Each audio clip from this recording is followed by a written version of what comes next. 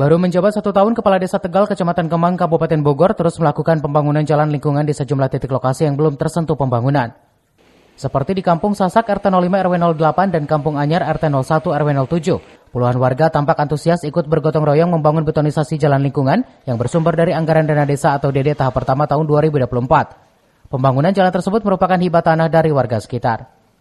Kepala Desa Tegal, Omat Jayadi Hati mengatakan bantuan dana desa tahap pertama tahun 2024 senilai 500 juta rupiah. Bantuan tersebut dialokasikan untuk 4 kegiatan, diantaranya pembangunan jalan lingkungan yang tersebar di beberapa wilayah. Menurut Omat, pembangunan betonisasi jalan yang tersebar di beberapa titik lokasi itu dengan ukuran panjang bervariatif dari mulai 100 meter hingga 300 meter, dengan lebar 2,5 meter dan ketebalan 12 cm. Dengan dibangunnya jalan tersebut diharapkan bisa mendongkrak ekonomi masyarakat.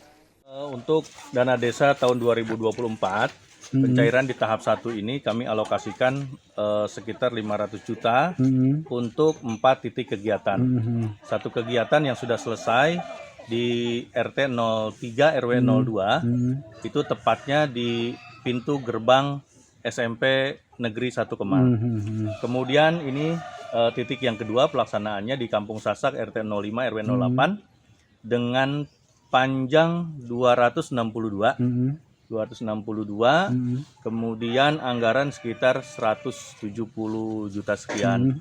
Nah, ketiga titik kegiatan yang ada di Tegal ini pembangunan jalan baru.